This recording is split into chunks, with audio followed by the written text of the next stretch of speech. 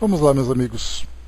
Retomando aqui então o nosso estudo do livro Evolução em Dois Mundos, de André Luiz, psicografia do Chico e também de Valdo Vieira. Nós estamos na primeira parte e vamos entrar agora no terceiro capítulo, que trata da evolução evolução e corpo espiritual, os primórdios da vida.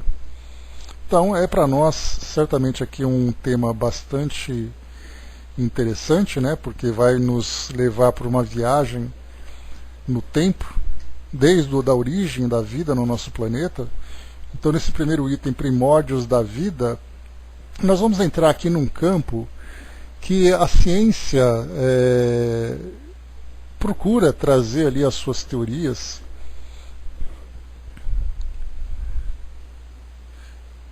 Só um instantinho. Voltei, pessoal, caiu o meu microfone. Então, que a ciência procura, que eu dizia, né, que nós vamos fazer uma viagem numa época em que a ciência procura apresentar suas teorias para tentar explicar para nós como a vida chegou aqui no nosso planeta, ou como a vida começou. Várias teorias foram apresentadas e certamente outras também o serão, para tentar explicar como tudo começou. Então nós temos desde aquela que fala sobre a geração espontânea, que é uma das teorias mais aceitas, né, em que as condições físicas e químicas do nosso planeta propiciaram a condição, uma transformação em elementos que existiam aqui, elementos químicos, né, e para criar então, por exemplo, as primeiras proteínas. Dessas primeiras proteínas houve a evolução até chegarmos ali nos primeiros seres vivos, né, que eram as primeiras células.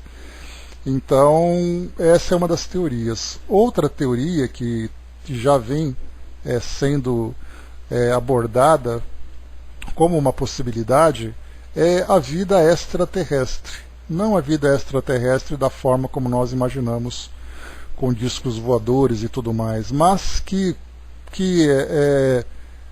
corpos celestes viessem aqui em direção ao nosso planeta, né, como cometas, como meteoros, meteoritos, que naquele período inicial se chocavam com o nosso planeta, trazendo água congelada. E nessa água congelada vieram então esses primeiros seres unicelulares ou mesmo pluricelulares, mas numa forma bastante primitiva, que chegando aqui começaram então a se adaptar e a se desenvolver para chegar naquilo que nós somos hoje. Então esse é um tema bastante misterioso, né? Da mesma forma que cientificamente nós perguntamos como é que a vida começou, espiritualmente nós também perguntamos, né, de que forma que os espíritos surgiram. E aí então, recorrendo ao próprio Livro dos Espíritos, nós temos a resposta dos instrutores que dizem que simplesmente não sabem, que esse é um dos mistérios encobertos, né, pelo véu de Deus. Então nós não sabemos como tudo começou. Mas André Luiz ele procura, através desse capítulo número 3, bom dia Flávio, que fala sobre a evolução e corpo espiritual, como nós vemos, né? Então é o corpo espiritual e também o processo de evolução desse mesmo corpo. Veremos então como tudo começou a partir dessa visão. Naturalmente ele traz isso de uma forma simplificada, porque esse é um tema que demandaria, por exemplo, obras e mais obras para falar só sobre isso, mas ele trouxe para nós aqui uma mensagem, apenas para instigar pelo menos aqui a nossa imaginação, estimular o nosso raciocínio para tentarmos entender a origem de tudo aqui no nosso planeta. Então vamos lá. Evolução e corpo espiritual, primórdios da vida. E a gente lembra, né, que o próprio título do livro Evolução em Dois Mundos mostra como tudo evoluiu, tanto no mundo físico como também no mundo espiritual. Essa psicografia, só para a gente complementar, ela foi trazida pelo Valdo Vieira, lembrando que a anterior que nós estudamos, que tratava aqui do corpo espiritual, que nesse caso é o perispírito, lembrando que ele fala de corpo espiritual, ele não fala de espírito, portanto ele aborda aqui o perispírito, né? Então André Luiz aqui, através do Chico falava sobre o corpo espiritual. Aí nós trouxemos aqui retrato do corpo mental, centros vitais, centro coronário. Vimos aqui também estrutura mental das células, centros vitais e células, exteriorização dos centros vitais e fechamos no corpo espiritual depois da morte. Então, agora começando esse tema primórdios da vida. Então ele diz assim para nós: procurando fixar ideias seguras acerca do corpo espiritual, será preciso remontarmos de algum modo aos primórdios da vida na Terra, quando mal cessavam as convulsões telúricas pelas quais os ministros angélicos da sabedoria divina, com a supervisão do Cristo de Deus, lançaram os fundamentos da vida no corpo ciclópico da Terra. Então, primeiro nós temos aqui, para falar sobre a evolução do perispírito, desse corpo espiritual, é necessário que nós voltemos, então, lá na origem da formação da vida aqui no nosso planeta, da vida biológica. E ele coloca que tudo começou quando mal cessavam as convulsões telúricas.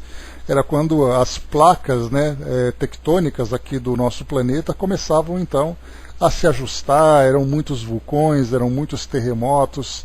Eu acho que a gente não faz ideia de como tudo isso era naquela época.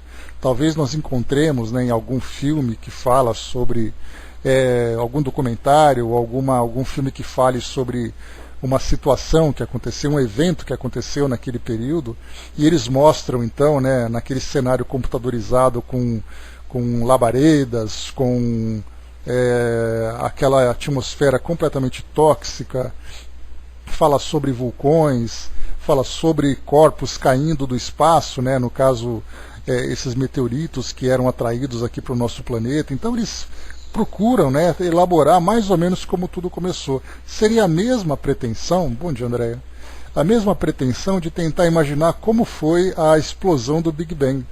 Aí nós pegamos então, assistimos a documentários, inclusive começou uma nova releitura do documentário Cosmos lá pelo National Geographic. Então começou ontem, inclusive, para quem quiser acompanhar, dá uma chegadinha lá no canal e se informe direitinho sobre o horário. Acho que é todo domingo às 10h30 da noite, ou 11h30 da noite, não me recordo. Então, quando a gente assiste a um documentário como aquele, a gente vê, por exemplo, nos efeitos computadorizados, aquela grande explosão com raios para todo lado, com matéria para todo lado e tudo mais. É uma tentativa, é uma pretensão para poder mostrar isso. Então, a André já lembrou, a série Universo também tem, e essa da National Geographic é fresquinha, saiu ontem, inaugurou ontem. Bom dia, Marral. Então, para quem quiser acompanhar, dá uma chegadinha e assista lá. Então, assim, são tentativas, bom dia, abraço, tentativas que nós, seres humanos, procuramos entender um pouco da nossa história. Se no passado nós criávamos a mitologia, porque a mitologia ela fala sobre a origem de tudo, a origem do universo, a origem do planeta, a origem de todos os seres, a própria origem dos deuses, então são formas, são tentativas de explicar como tudo começou. National Geographic. Então são tentativas para explicar a origem de tudo, só que a gente vai dentro das nossas limitações.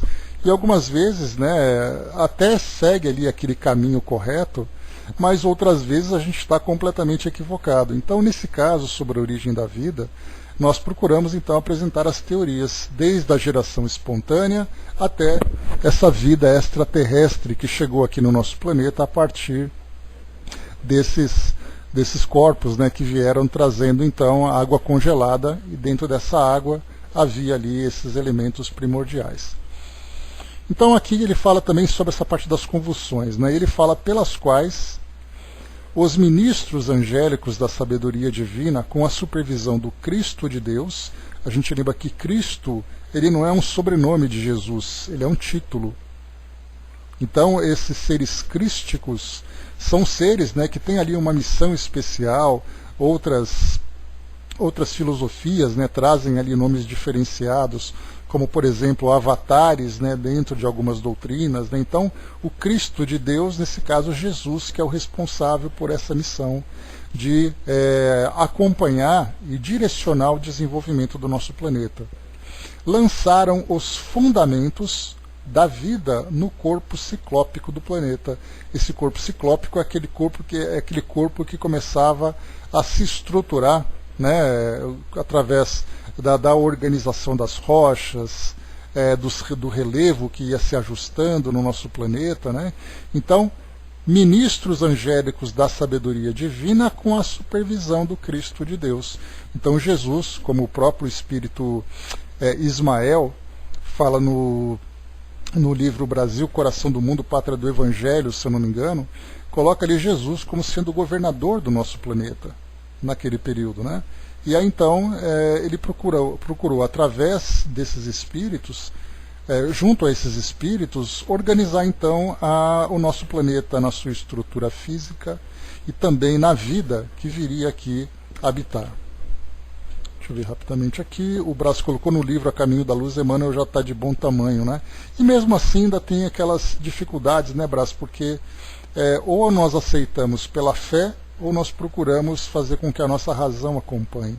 E aí quando a nossa razão quer acompanhar, nós temos que fazer aquele paralelo entre aquilo que os espíritos dizem e aquilo que a nossa ciência procura encontrar. E é claro, a gente vai encontrar ali uma distância entre essas duas filosofias, a filosofia científica e a filosofia espiritualista, e as duas ali muitas vezes brigando em cima de algumas teorias. Mas o mais importante é que nós então consigamos separar aquilo que é um mito, como é o caso, por exemplo, da própria mitologia hebraica, descrita lá no livro Gênese, né, do Antigo Testamento, que fala que Deus criou o mundo, depois ele separou o dia da noite, separou a água da terra, criou ali todas as aves, e no final criou o homem do barro. É uma mitologia que conta essa história, né? Então é uma forma de explicar, mas se a gente for, por exemplo, saindo da mitologia hebraica, entrando na mitologia nórdica, entrando na mitologia grega, na greco-romana, na verdade, na mitologia hindu, na mitologia oriental, africana, indígena, a gente vai encontrar ali mitologias e mais mitologias, né? Aliás, é uma pena que eu não consiga, não tenha tempo de estudar mitologias, porque é um assunto muito interessante da gente perceber a forma como as culturas evoluíram, né? Bom dia, Simone. Mas são tentativas, né, dos homens do passado para criarem uma linha de raciocínio que mostre a origem de tudo. Então, só o fato de nós conseguirmos separar a mitologia do pensamento racional já mostra para nós uma grande evolução. Se eu falar para vocês que Deus criou o mundo todo, o universo todo, em 6 dias, descansou no 7º, no último dia ele criou o homem, a gente vai dizer, não foi bem assim, porque a ciência mostra que o nosso planeta foi criado há aproximadamente 4,5 bilhões de anos, a partir da análise da estrutura biológica do nosso planeta, e que o universo foi criado há 13,7 bilhões de anos. A partir, né, da análise da expansão do universo, então nós vamos encontrar elementos lógicos para descartar a mitologia e seguir um caminho mais racional. Podemos estar distantes da realidade? Certamente estamos, mas nós estamos no método certo, que é o método que importa. É aquilo que eu falei para vocês também outras vezes, né? Se todo o trabalho de Kardec tivesse se perdido, os livros todos desaparecessem e nós só nos lembrássemos da forma como ele trabalhou, nós poderíamos, através do método dele, do controle universal dos ensinos dos espíritos, da análise profunda de codificador que ele teve, de elaborar questões, de organizar, de aprofundar e tudo mais, nós poderíamos fazer tudo de novo e talvez até melhor, pela nossa capacidade hoje, né, de temos a ciência aqui à nossa disposição, muito mais pessoas trabalhando juntas, né, enquanto ele trabalhava sozinho fazendo tudo isso. Então, muito mais do que a obra foi o método, e esse método foi a grande herança que Kardec nos deixou. Nesse caso, então, nós podemos estar equivocados em algumas teorias científicas, sim, mas o próprio método científico já é para nós o caminho correto a seguir. E a tendência é que nós vamos, então, nos aprofundando cada vez mais. E aí nós entramos com a doutrina espírita, que é esse elo que vai conectar o pensamento, a filosofia espiritualista, da filosofia científica, porque a doutrina espírita, ela mostra para nós essa ligação íntima que nós temos com o mundo espiritual, sem descartar o nosso pensamento racional, a nossa filosofia racional. Então nós vamos conversar com os espíritos, mas não acreditando cegamente. A gente vai então analisar cada teoria, analisar cada tema que eles vão apresentando para nós. Então essa metodologia para nós é a nossa grande herança. E continua aqui. A matéria é elementar, de que o elétron é um dos corpúsculos base na faixa de experiência evolutiva sob nossa análise, acumulada sobre si mesma ao sopro do Criador da eterna inteligência, dera nascimento à província terrestre, no estado solar a que pertencemos, cujos fenômenos de formação original não conseguimos, por agora, abordar em sua íntima estrutura. Então começa a falar, por exemplo, do elétron, falamos ali sobre os átomos que vão se juntando, todo aquele processo, de que forma que todo aquele material foi se juntando através da atração, dessa força magnética que vai então aglutinando esses elementos base, esses elementos primordiais, essa matéria elementar, para formar esse grande planeta que nós temos hoje. Isso a ciência já consegue abordar. Vai com Deus, Didimar. Já consegue compreender. Então falava sobre a grande explosão lá no Big Bang, toda essa matéria espalhada por todo o universo. A matéria foi sendo atraída e, consequentemente, atraindo também outros elementos para formar aquilo que o nosso planeta é hoje. Então, também nesses documentários, mostra aquela grande bola incandescente e até mesmo um pouco deformada, suspensa no espaço, se fortalecendo cada vez mais, atraindo mais dessa matéria que se encontrava próxima, até criar, né, o nosso planeta, né, na sua casca, nessa parte mais superficial dessa grande massa suspensa, e nessa parte superficial que acabou depois esfriando, endurecendo, foi onde então começou a surgir a vida. Mas tudo começou por essa matéria elemental, que era exatamente aí esses átomos que estavam suspensos. E essa é uma parte bastante curiosa, né? Então nós veremos em vários documentários que analisam essa teoria hoje como sendo ali a mais real, a mais concreta, que basta agora não a gente tentar encontrar uma outra teoria, mas tentar agora aprofundar cada vez mais essa teoria para entender exatamente como tudo aconteceu. Mas André Luiz ele coloca para nós aqui os fenômenos de formação original não conseguimos por agora abordar em sua mais íntima estrutura. Isso a gente lembra, né, que esse livro foi escrito em 59, só para termos certeza aqui, 58. Então, de 58 para cá, nós já tivemos bastante tempo, a nossa ciência já evoluiu bastante para analisar esse processo de formação do nosso planeta. Então, tudo isso já fica mais compreensível para nós. A imensa fornalha atômica estava habilitada a receber as sementes da vida, e sob o impulso dos gênios construtores que operavam no orbe nascituro, vemos o seio da Terra recoberto de mares mornos, invadido por gigantesca massa viscosa a espraiar-se no colo da paisagem primitiva. Então, essa imensa fornalha atômica, então essa grande fornalha que era o nosso planeta, era essa massa incandescente que eu comentei. Então ela ficava completamente vermelha e luminosa, né, pela forma como ela estava se formando, até que ela começou a ficar cada vez mais fria, cada vez mais escura, até que ela simplesmente parou de irradiar aquele calor. Pelo menos não da forma intensa como irradiava antes, porque agora o calor começou a ficar concentrado dentro dela. E é o que nós vemos hoje, né? Aquele mesmo calor original, aquela mesma fornalha, é a mesma fornalha que nós temos hoje, quando nós temos, por exemplo, os vulcões, onde nós vemos as lavas e tudo mais, né? Então a parte de fora ficou fria, e a parte de dentro continua quente, continua aquecida. Então, quando essa grande fornalha estava habilitada a receber as sementes da vida, e aí entram novamente os gênios construtores, que operavam aqui nesse orbe que nascia, vemos o seio da Terra recoberto de mares mornos, invadido por gigantesca massa viscosa a espraiar-se no colo da paisagem primitiva.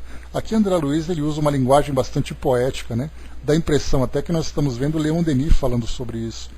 Quando ele fala, por exemplo, no livro Grande Enigma, ele usa muita poesia para explicar as coisas, né? Figuras de linguagem, para falar, por exemplo, sobre no seio da Terra, no colo da paisagem primitiva, né? Então mostra ali a Terra como sendo aquela grande mãe, dando à luz a vida que começava então a surgir. E ele diz, dessa geleia cósmica, então massa viscosa, geleia cósmica, aquela sopa primitiva, então são vários os termos que são usados hoje para falar sobre essa substância que trazia a vida e condições para que essa vida se desenvolvesse. Então, dessa geleia cósmica, verte o princípio inteligente em suas primeiras manifestações. Então, vocês se lembram, né, que eu falei para vocês, o princípio inteligente são todos aqueles seres que nós colocamos como sendo seres que apresentam ali as primeiras condições de raciocínio, de sentimento, né? Então, nós até entramos nessa linha de estudos quando estudamos sobre os 3 reinos, lá do Livro dos Espíritos. Lá nós falávamos sobre o reino mineral, reino animal e reino vegetal. Seguindo a ordem, né? Reino mineral, reino vegetal e reino animal. Hoje nós temos, através da classificação taxonômica ali, temos 6 reinos de seres vivos e mais um 7º reino de seres inanimados, que no caso é o reino mineral. Mas já não são mais 2 apenas, né? O reino vegetal e o reino animal. Nós encontramos os seres unicelulares, os seres pluricelulares, encontramos ali fungos, encontramos ali outras espécies. Então, dessas várias categorias, começa tudo, né, daquela origem mais simplificada. Então, esse princípio inteligente que já começa a esboçar essa inteligência primitiva, antes disso, nós temos, como eu coloquei para vocês, o princípio espiritual. Que aí eu falava para vocês, né, se por acaso nós víssemos um pernilongo, uma simples pulga, que seja, quando você pega essa pulga e você mata essa pulga que está incomodando, nós simplesmente esmagamos um corpo e esse corpo se torna um corpo morto, ou no momento em que essa pulga desaparece, existe algum elemento primitivo espiritual que sai dela, num processo, entre aspas, de desencarnação. Porque nós entendemos, se tem vida, não tem apenas um princípio vital, tem também um princípio espiritual, ainda que seja numa condição mais primitiva. E esse é um tema de debate, discussões e discordâncias dentro da doutrina espírita também. Isso que eu falo para vocês, de uma pulga ter um princípio inteligente, muita gente vai dizer, não, ela não tem. E eu discordo, eu falo, sim, ela tem, embora não seja, por exemplo, um princípio espiritual de um cavalo, que já mostra ali, né, uma inteligência, já mostra ali uma estrutura orgânica diferenciada, mas na verdade nós estamos apenas diminuindo a proporção, porque de um ser vivo, de um mamífero, por exemplo, no reino animal, nós encontramos nesse mesmo reino animal um inseto. E nós podemos pensar que esse mesmo princípio espiritual se desenvolveu de uma forma mais complexa para atingir, por exemplo, o nível do cavalo, e de uma forma bastante simplificada, primitiva, naquele início. Então, até mesmo, Brás, a busca pelo alimento, a sua forma de reprodução, o instinto de defesa, né? Então tudo isso que nós vamos olhando mostra para nós que aquele princípio espiritual começa a desenvolver esses instintos mais primitivos, até se tornar aquilo que é o mais complexo. E aí nós pensamos, quer dizer então que uma barata que foge, quando ela se sente ameaçada, esse instinto de defesa que ela tem, instinto de sobrevivência, é o mesmo que o nosso quando nós fugimos de uma situação de perigo? Se nós analisarmos, mas por que a barata foge? Porque ela não quer morrer. Por que nós fugimos? Não queremos morrer também. E podemos fazer uma conexão entre esse instinto de defesa primitivo e esse instinto de defesa também primitivo, mas já mais complexo, acompanhando a nossa razão. Então nós vemos que o princípio espiritual, ele começa, para nós ainda, na verdade, quando ele começa nós desconhecemos. Se você pegar uma ameba, que é um ser unicelular, ele tem uma única célula. Aquele desenho de célula que parece um ovo, né? Um ovo ali frito, né? Que tem a gema no meio. Essa foi uma imagem que os alunos aprendiam no passado, né? Todo mundo achava que a célula nada mais era do que um ovo frito, né? Mas mesmo assim, imagina um ser com uma única célula. E aí então quando a gente pega essa única célula e essa ameba é destruída, o que será que volta para o mundo espiritual quando ela é destruída? Será que ela não tem nada? Ela apenas ali é um ser biológico mecânico? Mas para ser um ser biológico, como o próprio nome diz, biologia, que é o estudo da vida, bio. Esse ser biológico, quando ele é destruído, significa que ele tem algum princípio que nós desconhecemos. Não é simplesmente um princípio vital. Mas esse é um raciocínio que eu apresento para vocês. Mas, né, nós temos ali, né, para aqueles que chegarem no mundo espiritual e tiverem um interesse em conhecer a origem da vida, a gente vai conseguir fazer um retrocesso para saber exatamente ali em que ponto, em que momento exatamente a vida começa com um princípio espiritual. Esse é um detalhe que nós desconhecemos. O braço colocou lá em cima, né? Engraçado, eu me pressentia nesse momento de modo diferente, né? Tudo já tem um reflexo de defesa, né? O Emmanuel fala sobre os jardineiros da terra. São formas poéticas, né, de falarmos sobre esses grandes trabalhadores que deram origem aqui à vida, né, que trouxeram, né, e ajudaram no desenvolvimento da vida no nosso planeta. A André colocou, né, peço desculpas a todos os mosquitos que matam, né, mas o medo da dengue é maior, né? Pois é. Então a gente vai observando, né, que a vida ela começa nesses seres menores, nesses seres mais primitivos. Embora nós não consideremos, durante muito tempo, os animais, né, eram desprovidos de vida dentro da nossa visão. E animais complexos, nós pegamos, por exemplo, né, por que nós somos, por exemplo, carnívoros? Ah, porque os animais não têm espírito. Aí o pessoal vai dizer, não, ele não tem espírito, mas ele tem um princípio inteligente. É a mesma coisa? Porque os próprios espíritos, no livro dos espíritos, dizem que os animais têm uma espécie de espírito. Essa espécie de espírito nada mais é do que o espírito, só que numa estrutura, numa condição ainda bastante primitiva. O Marral colocou, muita gente carece de lógica, né? Pois, Marral, é porque são informações tão novas que a gente nunca parou para pensar. Então é natural que os debates aconteçam, é natural que nós fiquemos ali questionando se essa é verdade, se essa é uma verdade ou se é uma teoria equivocada, né? Então é só com o tempo que a gente vai se aprofundar um pouco mais. E o reino animal, de um modo geral, pelo menos para a doutrina espírita, bom dia, embaixador, pelo menos para a doutrina espírita, o reino animal ele é uma área de estudos muito recente. Nós temos agora, né, os primeiros estudiosos que começam a se interessar pelos animais domésticos. A gente não encontra, por exemplo, um entomologista, né, que estuda borboletas, besouros, insetos, formigas, aracnídeos e tudo mais, dentro da visão espiritual. Mas e se nós começarmos a analisar, será que nós vamos encontrar algum princípio espiritual dentro desses seres? Eis aí a grande pergunta, né? Dudu colocou, né, os insetos estão no plano espiritual ou simplesmente morrem, né? O fluido espiritual retorna e cria-se outro inseto? Dudu, são perguntas, né, perguntas que a gente vai responder com os nossos achismos, né? Porque não existe informação sobre isso. Então a gente lembra que como é dito para nós no livro dos Espíritos, quando os Espíritos dizem que os animais são aproveitados quase que imediatamente. Esse quase que imediatamente significa que nós vamos encontrar animais no mundo espiritual. Nós já tivemos estudos, por exemplo, de Gabriel Delany falando sobre isso. Na Revista Espírita nós encontramos animais no mundo espiritual. Estudiosos atuais falam sobre, pelo processo de evidência, né, animais no plano espiritual.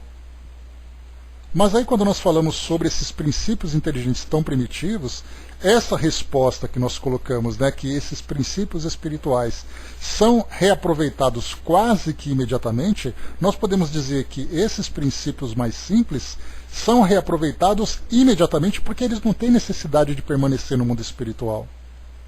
Diferentemente de nós, por exemplo, seres humanos, que nós desencarnamos e no mundo espiritual, nessa condição de espíritos errantes, nós evoluímos em inteligência e moral, vivendo experiências, mas e esses seres mais primitivos? Vocês se lembram? Eu trouxe uma pergunta que foi apresentada pelos que eu levei para um grupo de médiums, 3 grupos na verdade, né? 3 não, 2 médiums e mais uma equipe espiritual. E eu falava sobre como é a vida no mundo espiritual. Mandei até inclusive para o Centro Espírita Leon Denis. Vocês se lembram disso, né? Já comentei. E aí então a resposta que eles colocam, eles falam sobre os laboratórios no plano espiritual. Ele traz esse nome muito interessante. Os laboratórios do plano espiritual. E nesses laboratórios nós temos aqueles, então, espíritos responsáveis por trabalharem esses espíritos. E eu perguntei, por exemplo, sobre os animais selvagens. Quando você vai assistindo a um documentário, por exemplo, você vê ali, né, uma cobra, você vê um macaco, você vê uma onça na selva, ou você vai nas savanas africanas e você encontra ali as manadas, né, com os elefantes, você encontra ali os antílopes, os felinos caçando e tudo mais. Quando aquele animal desencarna, pelo processo de morte naturalmente, porque ele foi caçado, ele virou um alimento de alguém, o que acontece com aquele princípio inteligente? E a resposta que foi trazida foi que esses princípios são acolhidos por espíritos e nesses laboratórios eles passam por processos evolutivos e retornam aqui para o mundo físico. Só que é um processo que para nós é completamente desconhecido. Agora que a gente pode colocar que esses princípios mais simplificados, do que é o caso, por exemplo, dos insetos e tudo mais, eles devem ser reaproveitados quase que imediatamente. Não tem por que um espírito ficar, um princípio desse, ficar no plano espiritual. Na verdade, ele é processado de uma forma em que ele retorna para dar continuidade nesse princípio evolutivo. Então, o tempo no mundo espiritual, ele tem que ter uma utilidade para todos os princípios. Se é um princípio em processo de evolução, e a vida no mundo material faz parte desse processo, então esse princípio passa mais tempo no mundo físico do que no mundo espiritual, porque ele vai para lá e já volta imediatamente, vai e volta, e ele vai passando por essa elaboração. Agora, como isso vai acontecendo, a gente não faz ideia, porque simplesmente não temos informações para isso. Mas a gente pode criar essa teoria, analisar a partir dessa teoria, né? Dizendo que não é pelo fato de nós não entendermos como as coisas acontecem que a gente vai desprezar a existência desses princípios. Eles existem. Agora, o que é feito com eles e de que forma que isso acontece e por quanto tempo esse processo vai acontecendo, isso a gente não sabe. Mas o importante é a gente saber que sim, acontece alguma coisa. Que esses princípios existem e eles são utilizados de alguma forma. Isso já é um passo gigantesco para nós. Porque a esmagadora maioria dos seres do nosso planeta sequer levam em consideração que esses seres, por menores que sejam, por mais inconvenientes que eles sejam aqui para nós no mundo físico, eles são alguma coisa. Então isso para nós já é algo importante. Mahal colocou aqui, não é uma cópia de lá. A gente pode colocar, Mahal, que filosoficamente sim, mas são estruturas diferentes, são ambientes diferentes, com funções diferentes para esse processo evolutivo. Então, um indivíduo, por exemplo, eu coloco indivíduo, desde o indivíduo de uma condição mais primitiva até o indivíduo mais evoluído, ele vem aqui para o mundo físico com o objetivo de passar por evolução. No nosso caso, o objetivo nosso é uma evolução moral e uma evolução intelectual. nesses princípios mais inferiores, o objetivo é uma reestruturação espiritual, realmente, né? E dentro dessa reestrutura vai então adquirindo todos esses elementos, todos esses mesmos atributos que nós estamos adquirindo também. Não que nós tenhamos sido inseto, mas que aquele princípio espiritual daquele começo, passando por processos evolutivos, e nós não sabemos como isso acontece, vai chegar numa condição em que ele vai tomar uma estrutura mais complexa. O corpo não é um duplo? Seria esse duplo. Sim, seria esse duplo. Né? Mas aí nesse caso a gente fala de seres primitivos. Né? Tudo que eu falar para vocês aqui vai ser um achismo e pode estar completamente errado. Né? A Namone colocou, né, fiquei 10 dias praticando a meditação Vipassana, né, e lá não era permitido matar nenhum ser vivo. Né? Pois é, o budismo valoriza bastante isso, né, Namone? A gente vê, pelo menos nos filmes que falam sobre o budismo, né, que você vê um inseto, e aí a gente entra naquele equívoco que Kardec inclusive comenta sobre isso, da metempsicose. A metempsicose é um processo de reencarnação em que um indivíduo ele pode reencarnar num corpo humano, quando ele tem merecimento para isso, ou ele reencarna num ser inferior. E aí então é quando ele recebe uma punição.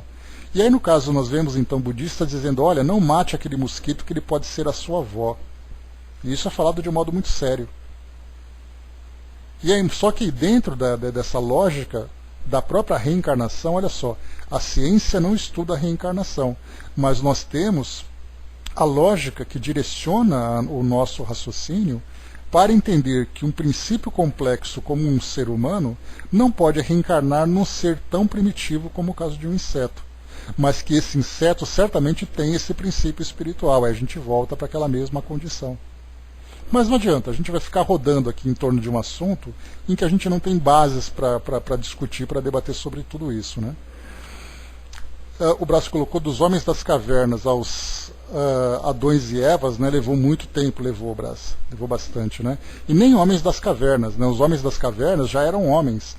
Mas quando a gente volta no tempo e pega os primeiros hominíneos que tem ali, quando nós encontramos aqueles seres, né, que eram considerados os elos perdidos entre o reino animal e o reino hominal, esse processo todo levou milhões de anos. E aí então, nesses milhões de anos, né, quantas experiências foram feitas por esses engenheiros do plano espiritual? Para trabalhar ali a melhor espécie, para trabalhar o processo evolutivo e tudo mais, até que chegar na condição de encontrar o ser ideal para a evolução dos espíritos humanos, não apenas humanoides, mas humanos, e nós, nessa condição atual, somos assim. E por que as outras espécies desapareceram se eram tantas espécies que se desenvolviam paralelamente? Dizem, por exemplo, que o homem de Neandertal era um primo do ser humano, do Homo sapiens sapiens que nós somos hoje. Mas por que eles desapareceram? E aí fica a grande dúvida, né, que a própria ciência também não sabe responder. Diria, por exemplo, que seria ali a seleção natural. Queimaram o arquivo, né? Queimaram o arquivo. Né? Então, assim, a seleção natural separou as duas espécies. Mas a gente pensa, se esse processo foi tão complexo e aconteceu durante tanto tempo em várias partes do mundo, por que apenas nós sobrevivemos e as outras espécies desapareceram? E aí então os espíritos dizem porque, para evitar, né, que houvesse concorrência entre essas espécies, então as outras foram naturalmente sendo extintas para que nós então permanecêssemos. André colocou, né, tudo que já li, pensei que já tinha sido inseto, né, até porque falam do desenvolvimento espiritual. Não é isso. Não é isso, né? O princípio espiritual é diferente de uma personalidade. A gente não sabe, Andréia, quando um princípio espiritual adquire personalidade própria. Isso também é um mistério para nós. Então o negócio é nós ficarmos ali, né, refletindo. O Flávio colocou, né, dorme mineral, desperta vegetal, segue inseto, o animal, né, o homem se ergue na figura de Adão, ama e aprende a ser o rei da criação, né? Pois é, essa é uma expressão que coloca para nós, né, que o homem, o espírito Na verdade, assim, o mineral ele não entra, né? Mas ele coloca o homem, ele dorme no vegetal, agita-se no animal e desperta no homem. Então são esses três princípios, né? Porque senão a gente vai entrar também naquela ideia de que uma rocha que trabalha ali com forças de atração pela própria estrutura atômica que tem, para depois começar a chegar como um ser vivo. Então isso também para nós é um grande enigma, de fato, né? Aliás, recomendo para vocês, né? O Grande Enigma, livro de Leon Denis, né? Quem sabe um dia a gente estuda se tiver tempo. O Flávio colocou, né? Luzes da Luz, né? Cantados por Tim e Vanessa, né? Então tá aí a recomendação. Não, foi Leon Denis que ele disse num dos livros dele, Mahal, e ele coloca do vegetal, do animal e do homem, né? Mas aí alguém acrescentou o mineral também e ficou ali, bagunçou, né? Mas está valendo. Vamos em frente, pessoal. Aqui para nós continuarmos, né? Bom, tudo isso, todo esse nosso papo começou exatamente por causa disso, né? Quando foi dito para nós aqui dessa geleia cósmica. Dessa geleia cósmica verte o princípio inteligente em suas primeiras manifestações. Então, desse princípio inteligente, nós podemos dizer, então, esses princípios espirituais, que não deixam de ser princípios inteligentes. Só que o conceito de inteligência para nós, ele é muito limitado. Nós pensamos em inteligência, por exemplo, dizendo, né, que nós somos inteligentes e os animais não são inteligentes. O que eles têm é um princípio de inteligência. Então, na verdade, não deixa de ser um preconceito, né, de você querer diminuir aquela inteligência limitada que os animais têm, para você não chamar de inteligência, você chama de princípio inteligente, negando que eles têm inteligência, embora seja uma inteligência instintiva, uma inteligência limitada às suas necessidades. Mas tudo tem um ponto de início, e a grande pergunta é, onde esse princípio inteligente de fato começa a existir? Onde um ser começa a adquirir personalidade? Simplesmente não sabemos, né? Então, quem for para o mundo espiritual, tiver curiosidade de estudar sobre esse tema, convoca a JDE lá no plano espiritual, que a gente vai tentar, né? É mais fácil, né, Mahal? É mais fácil você enrolar do que ser objetivo, né? Então a gente fica criando esses nomes bonitos, essas teorias todas, só para poder enrolar, né? Aquela coisa assim, né? Faz de conta que eu sei. Mas continua dizendo, vamos lá, olha só que bacana que André Luiz traz. Trabalhadas no transcurso de milênios pelos operários espirituais que lhes magnetizam os valores, permutando-os entre si, sob a ação do calor interno e do frio exterior, as mônadas celestes, ou seja, aqueles princípios de vida que vieram do plano espiritual, exprimem-se no mundo através da rede filamentosa de protoplasma, ou seja, aquele plasma inicial, aquele plasma que dá origem de tudo, de que se lhes derivaria a existência organizada no globo constituído. Então, nesses transcursos de milênios, esses operários espirituais magnetizam valores sob o calor interno do nosso planeta e o frio exterior. Vocês se lembram que o centro do nosso planeta tem calor e fora dele é frio. Nós dependemos da luz solar para crescer o nosso planeta. Então essa casca ficou, né, podemos pegar um ovo, né? A casca do ovo é a crosta terrestre e dentro do ovo é toda essa parte aquecida, né, de metal líquido, de rochas líquidas, né, que existem lá no final, lá no meio. Então, nessa estrutura, essas mônadas celestes exprimem-se no mundo através da rede filamentosa de protoplasma. Então, imagina assim, aquela grande massa viscosa, essas mônadas celestes chegam até nós, não sabemos como, não sabemos se os espíritos materializam isso aqui no nosso mundo, se isso vem através desses corpos celestes que chegaram aqui no nosso planeta trazendo água congelada, como eu coloquei, né? Esse grande fermento da vida, Brás, né? Então a gente vê assim aquela condição ideal para que aquele ser coloca. Seria mais ou menos como se nós pegássemos, né, para quem já viu isso na televisão, aquelas placas Petris, né, aquelas placas de laboratório, quando eles colocam um produto nutriente. Aí eles pegam ali algumas bactérias e alguns micro-organismos, de um modo geral, né, colocam ali e depois eles fazem ali testes para ver se por acaso um teste de cultura, para ver se você tem crescimento, né, daquelas colônias. Aí você faz teste de antibiótico, é assim que eles fazem, né? Se você vai faz ali um antibiograma, você tem uma infecção urinária, por exemplo, você faz um antibiograma para saber qual antibiótico mata aquela bactéria. Então, nessas bactérias, então eles colocam naquelas placas para elas se desenvolverem e colocam ali algumas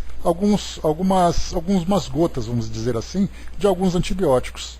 E aí então, se o antibiótico não deixa aquela bactéria crescer, é porque o antibiótico funciona. Se ele deixa crescer, é porque ele não funciona. Então, ou ele é intermediário, ou ele é resistente, ou ele é não resistente, né?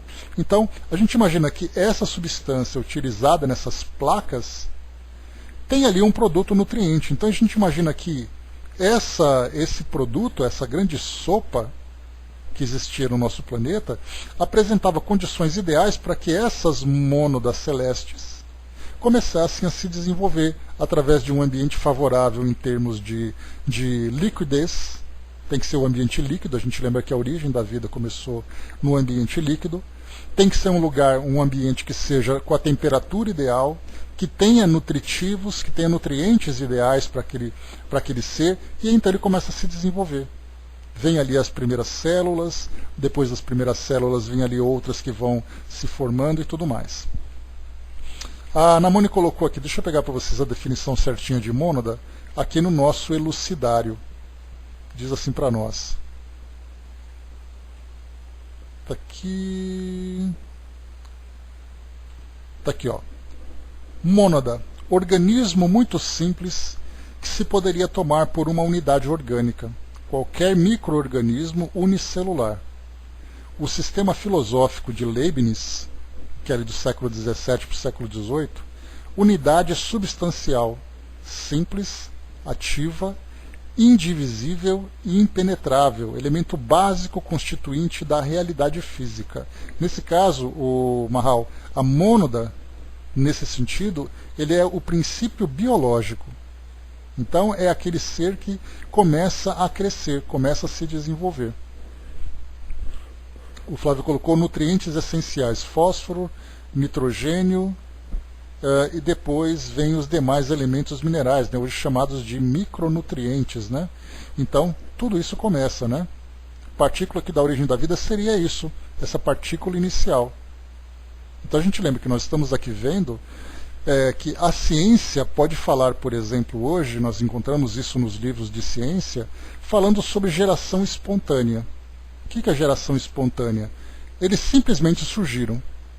Então você tinha um ambiente nutritivo, temperatura ideal, um ambiente aquoso e por causa das condições de pressão, temperatura, composição química e tudo mais, surgiu a vida. Por isso chama geração espontânea. Essa mesma tentativa vem sendo feita também, já foram tentadas e continuam sendo tentadas em laboratório. Então os cientistas, eles tentam criar artificialmente as mesmas condições que eles imaginam que era naquele período, com tais elementos químicos, com isso, com aquilo, e de repente surgiu a primeira proteína. Aí a manchete do jornal: cientistas criam vida em laboratório. Só que eles criaram, na verdade, uma proteína, não foi a vida. Mas dessa proteína para a vida, como será que aconteceu?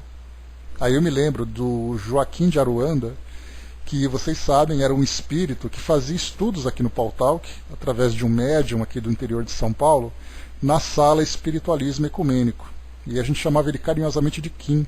Né? Então o médium incorporado falava que através do microfone. Então a gente ia perguntando, escrevendo na área de texto.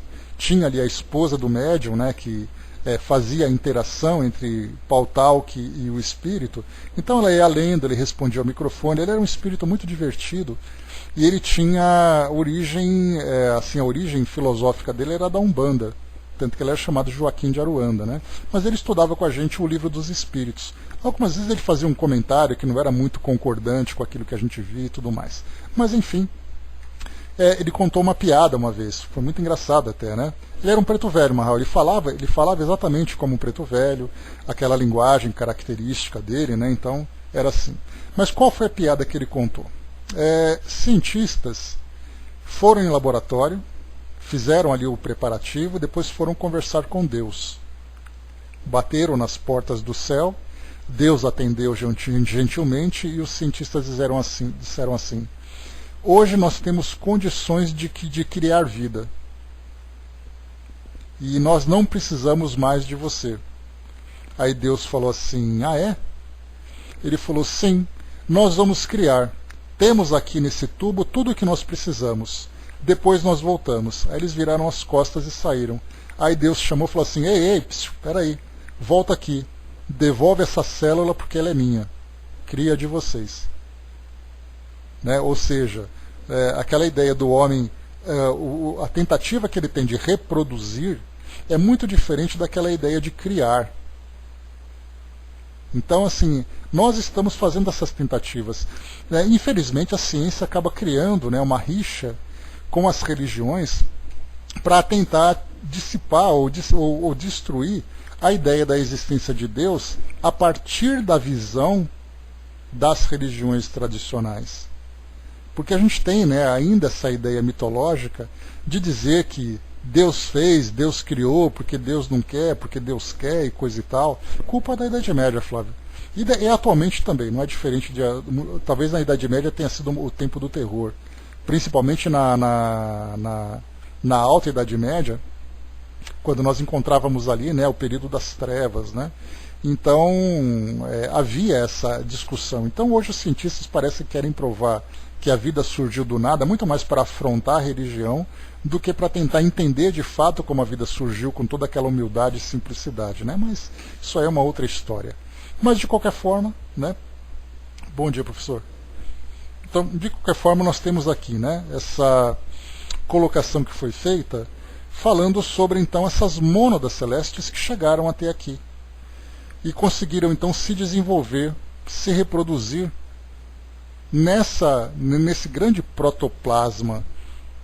Então, por exemplo, aqui, protoplasma, vamos pegar aqui no nosso elucidário. Lembrando que eu tenho aqui o elucidário que ele foi elaborado por um grupo de estudos, que é como se fosse um glossário, um dicionário dos termos usados na evolução em dois mundos. Então, estou com os dois abertos aqui, né? Então, protoplasma, substância gelatinosa que constitui a massa essencial da célula animal e vegetal, sendo a base das funções vitais. Então, o protoplasma, podemos colocar, é como se fosse ali aquela matéria aquosa que existe dentro do citoplasma, onde as organelas ali ficam, né, se sustentando ali, ficam trabalhando e tudo mais, né? Então seria essa a ideia. Mas isso existia no nosso planeta. E depois ele coloca: séculos de atividade silenciosa perspassam sucessivos. Então, essa seria ali a frase final daquele filme que nós estamos assistindo, né?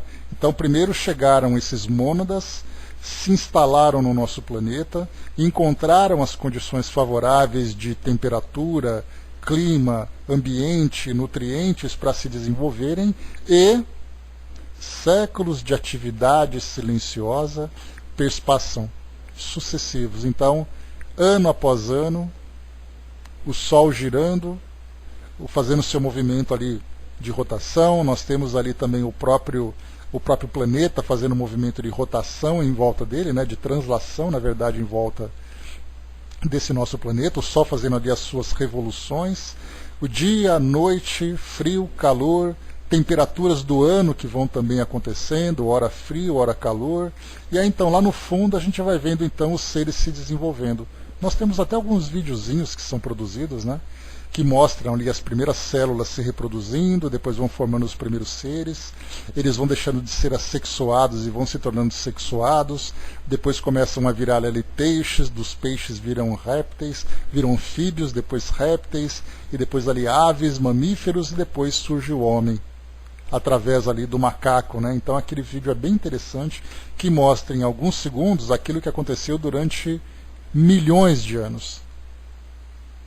Muito interessante. Nascimento do reino vegetal. Aparecem os vírus, e com eles surge o campo primacial da existência, formado por nucleoproteínas e globulinas, oferecendo clima adequado aos princípios inteligentes ou mônadas fundamentais, que se destacam da substância viva por centros microscópicos de força positiva, estimulando a divisão cariocinética. Então vamos aqui devagar, né? Vamos entender sobre os vírus. Existe hoje um debate dentro do meio científico para tentar classificar os vírus, né? Então você se lembra que eu falei para vocês de 6, deixa eu ver. Na verdade são 5 classes, né? Então nós tivemos inicialmente 5 classes ou 5 categorias de seres vivos, né? Que dentro daquela classificação taxonômica você tem, por exemplo, ali as moneras, né, que é o primeiro grupo. Depois você tem ali as moneras, me esqueci o segundo grupo. Moneras. Me lembra aí, quem se lembra do segundo grupo que me fugiu agora? Estava na ponta da língua, agora me deu um branco aqui. Eram as moneras, aí tem um segundo grupo que é dos seres pluricelulares, depois nós temos ali os fungos, que é o grupo do fungi, depois nós temos ali os vegetais, e depois nós temos os animais, os protistas, isso, obrigado, Dudu. Então, moneras, protistas, no caso dos protozoários, por exemplo, né? Moneras, protistas, fungos, vegetais e animais, esses 5 grupos. E existe um debate hoje no meio científico para tentar classificar o vírus, porque os vírus não são um ser unicelular, eles sequer são uma célula, eles são uma estrutura proteica, por isso que hoje é falado bastante, né, sobre, no caso do coronavírus, que eles estudam ali o RNA, então nós temos hoje, né, então assim, é difícil nós, no caso, por exemplo, fazer ali os exames para detectar se o indivíduo está contaminado ou não, né, que é o PCA, me parece que é o nome do exame, então eles procuram encontrar ali o RNA, que é uma das estruturas, né, dentro do núcleo da célula, mas esse RNA é o que detecta esse vírus. Só que, na verdade, ele não é ainda um ser vivo. E aí, então, alguns dizem assim, olha, ele não pode ser considerado como um ser biológico pelo fato dele não ter uma célula. E outros dizem, olha, mas ao mesmo tempo ele não pode ser considerado um mineral, porque se você não é vivo, você, obviamente, é um não vivo. Ou você é animado ou você é inanimado. Para ser inanimado, você tem os minerais. Para você ser animado, você tem que ter pelo menos uma célula. Os vírus não são minerais e não têm célula. O que eles são exatamente, então? Então nós temos esses 5 grupos de seres vivos e mais esse vírus. Que aí nós temos vários tipos de vírus, né? O coronavírus, por exemplo, ele tem aquela característica de coroa. Você lembra que nós estudamos sobre o coronário, né? O centro de força coronário, né, porque lembra aquela coroa. Então nós temos vários tipos de vírus. Mas o que eles são exatamente? Então, na verdade, eles são uma categoria à parte, que ninguém ainda conseguiu definir. Mas tudo começa o quê? Com uma estrutura de proteína. Isso ele tem. Parece isso, né? Então, desse vírus, ele evolui, segundo essa ideia, ele acaba evoluindo para chegar a esse ser unicelular. A chegar, por exemplo, a essa monera. Monera vem de mono, vem de uma única célula. Então, olha só que interessante como é que as coisas vão evoluindo. Então, por isso, André Luiz ele coloca aqui para nós. Aparecem os vírus. Então, é a primeira estrutura que existe no nosso planeta. Se ele é vivo, se ele não é vivo, isso a gente deixa como um debate para os cientistas, para a ciência.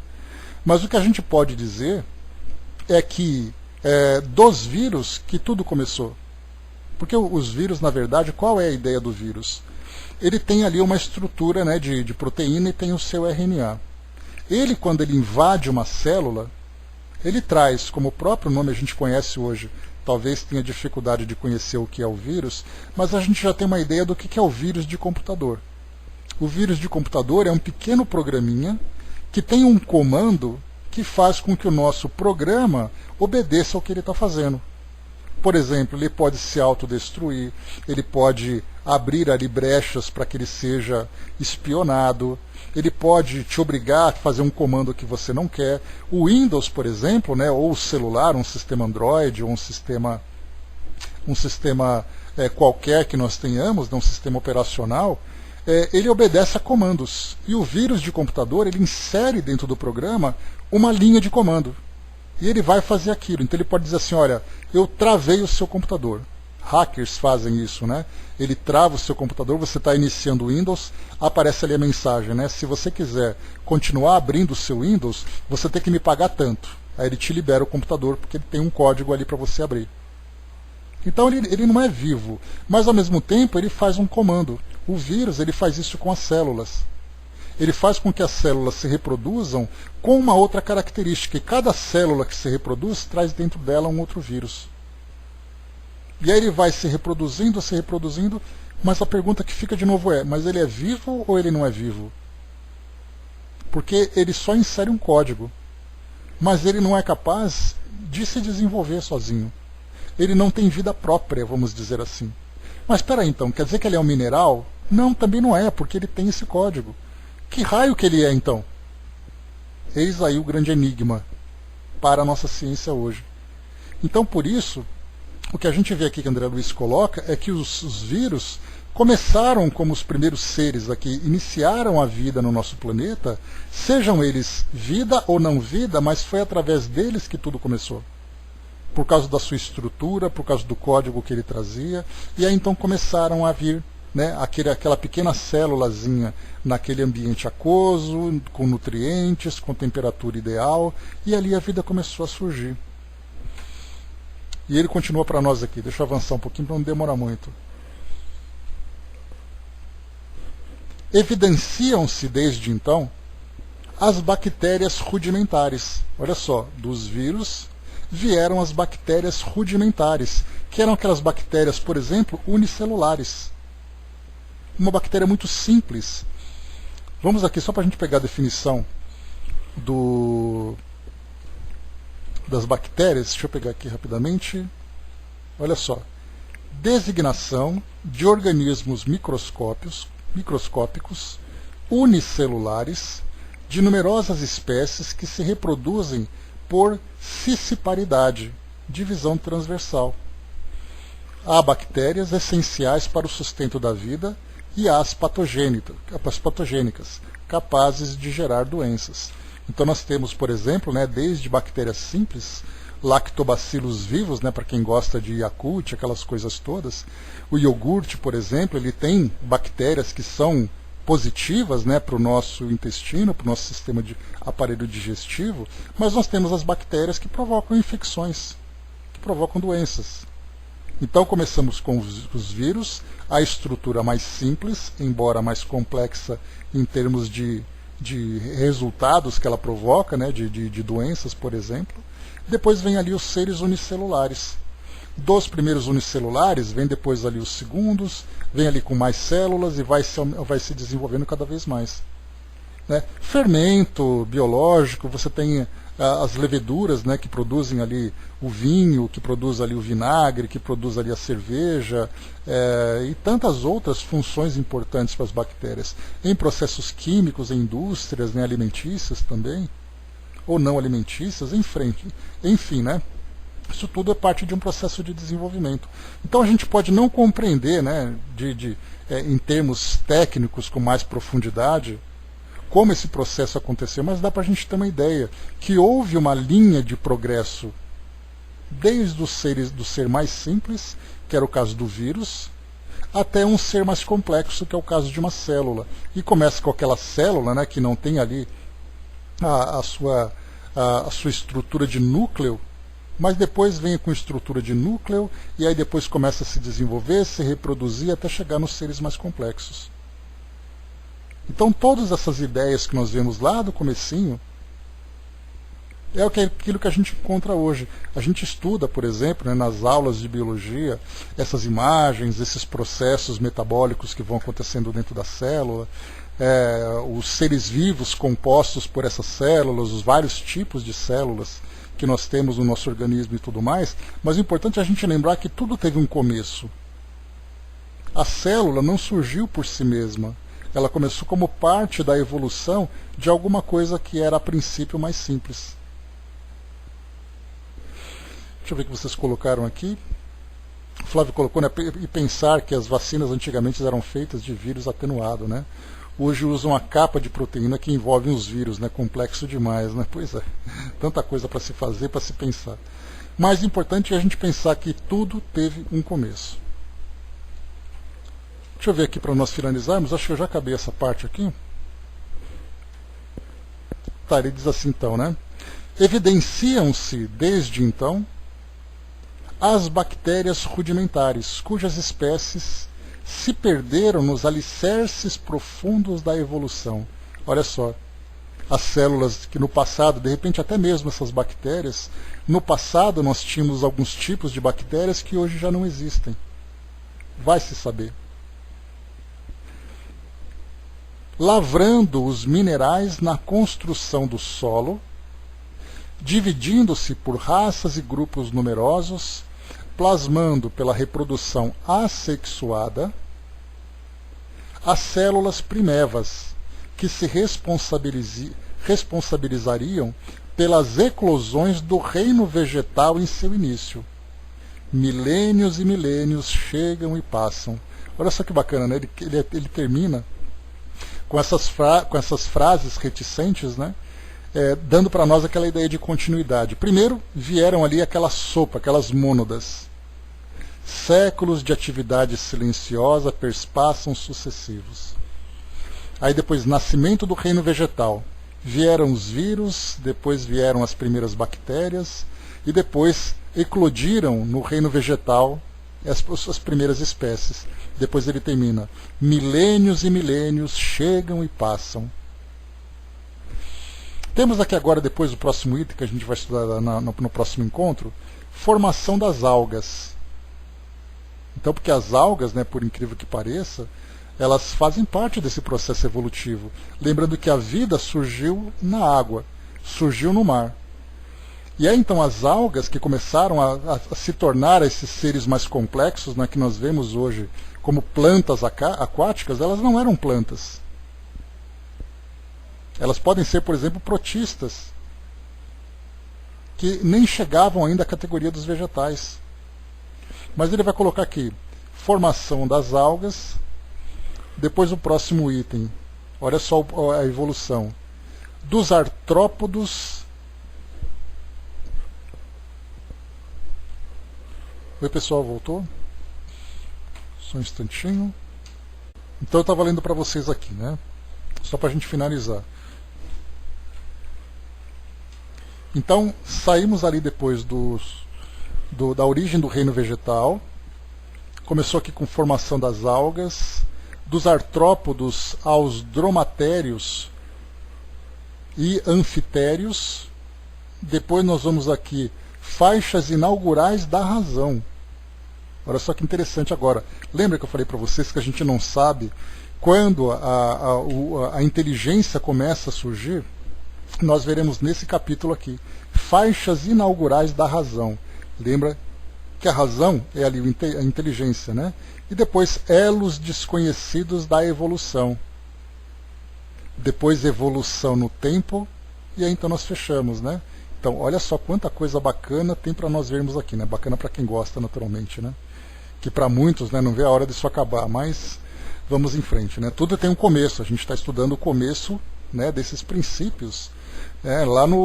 Porque quando você fala sobre um princípio inteligente, um espírito, por exemplo, esse princípio inteligente que nós somos, nós tivemos uma origem. Nós estamos estudando então, porque a ideia que se tem sobre a origem de um espírito é o plano espiritual. E na verdade nós temos ali que de fato é no plano espiritual, mas ele ficou então nessa interação direta com o mundo físico, passando por esse processo evolutivo. Então ele desencarna, encarna, desencarna, encarna, desencarna, encarna, quase que automaticamente numa velocidade enorme, até chegar o momento em que ele começa a assumir uma estrutura mais complexa. E dessa estrutura mais complexa ele começa então a desenvolver órgãos, começa a desenvolver sistema nervoso, começa a desenvolver depois a capacidade intelectual de sentir, de pensar, até chegar nessa condição final que nós estamos agora, pelo menos aqui. O Braço colocou, né, os macacos para roubar nas roças já conseguem amarrar um milho, né, e pôr nas costas, né? Pois é, Braço. Encontramos ali processos inteligentes, né? Pena que nada disso alcança a massa popular. Mahal, tudo tem o seu tempo, né? A gente viu que a doutrina espírita, ela vem concorrendo, entre aspas, né? Eu digo concorrendo no sentido de tentar quebrar esse raciocínio de uma filosofia, por exemplo, que é o caso do cristianismo, que tem quase 2000 anos. A doutrina espírita tem 163 anos. Então é natural que a gente tenha essa dificuldade de inserir na mente das pessoas essa ideia de que tudo tem um princípio, de que nada aconteceu por uma questão de milagre ou uma coisa fantástica. Talvez seja fantástica pela maravilha que é, mas teve um processo natural. Então, assim, lentamente, tanto para aqueles que aceitam a fantasia, como para aqueles que negam a criação. Então temos os dois grupos, mas é um processo natural. E a gente lembra que Kardec, quando ele trouxe para nós o Livro dos Espíritos, a ideia dele não era trazer para nós respostas sobre a origem de tudo. Quando ele colocou, por exemplo, lá nos 3 reinos, ele colocou ali algumas respostas, foram muito poucas. Para quem quer estudar esses reinos, ali ficou muito a desejar. Mas por que ficou muito a desejar? Porque a proposta da doutrina espírita ela falar sobre as questões morais do homem. Que o homem precisa ser um ser melhor. Que o homem precisa se desenvolver nos seus valores. Depois disso é que essas informações mais científicas, essas informações que exigem um pouco mais da nossa razão, começaram a ser exploradas. Então tudo vem no seu tempo. Não adianta a gente querer mostrar para o homem, por exemplo, a origem de tudo, se o homem vive ainda sofrendo por causa do egoísmo, sofrendo por causa do seu orgulho, toda essa desgraça que nós vemos no mundo hoje, né? Então até os espíritos pensaram, né, que nós poderíamos realmente ter muitas informações. Mas essas informações seriam vazias e inúteis se nós não entendêssemos para que elas servem. Nós nos espiritualizássemos mais, compreendêssemos um pouco mais a nossa condição, a nossa realidade espiritual, compreendêssemos, por exemplo, né, as próprias ideias de Deus a respeito da função do homem aqui no mundo. Então, infelizmente, ainda vai demorar um pouco para chegarmos nesse ponto. Mas, se por outro lado nós lamentamos que isso tudo fique tão restrito a poucas pessoas, nós podemos ficar felizes por fazermos parte desse grupo que, pelo menos, ainda que limitadamente e equivocadamente, pelo menos se interessa em aprender sobre tudo isso. Com o tempo tudo chega, com certeza. Vamos lá, meus amigos, fechando por aqui o nosso estudo de hoje. Mais uma vez, então, nós vamos estudar sobre a origem, deixa eu ver aqui, vimos aqui os primórdios da vida, vimos aqui também sobre o nascimento do reino vegetal, e formação das algas vai ser o nosso próximo tema, né? Até lembrando também, né, que nós temos, por exemplo, as próprias células, quando elas começaram no início, quando eu falei para vocês que elas não tinham ali a estrutura nuclear do núcleo dela, né, elas chamavam de procariontes, né? Depois elas passaram a ser eucariontes. Esses dois nomes mostram exatamente células numa estrutura mais primitiva e célula numa estrutura mais complexa. Nós somos eucariontes, né? Porque nós temos ali toda aquela parte do citoplasma, temos toda a parte do núcleo, onde tem o DNA e tudo mais. Isso permitiu a evolução de seres mais complexos. Então até mesmo as células evoluem, saem de um estado primitivo até chegar no estado mais complexo, né? Então temos ali o próprio complexo golgiano, temos ali outras tantas organelas que são importantes, né? Mas as coisas não acontecem do nada, mais uma vez. Tudo é um processo evolutivo. E Darwin, quando ele trouxe para nós a evolução das espécies, ele trouxe de um modo bastante superficial, sem levar em consideração a evolução desses seres na sua estrutura mais profunda, na sua estrutura mais íntima, vamos dizer assim. Isso é importante para nós, né? Pois é, até as mitocôndrias, né, que são ali as nossas usinas de força, elas também trazem ali algumas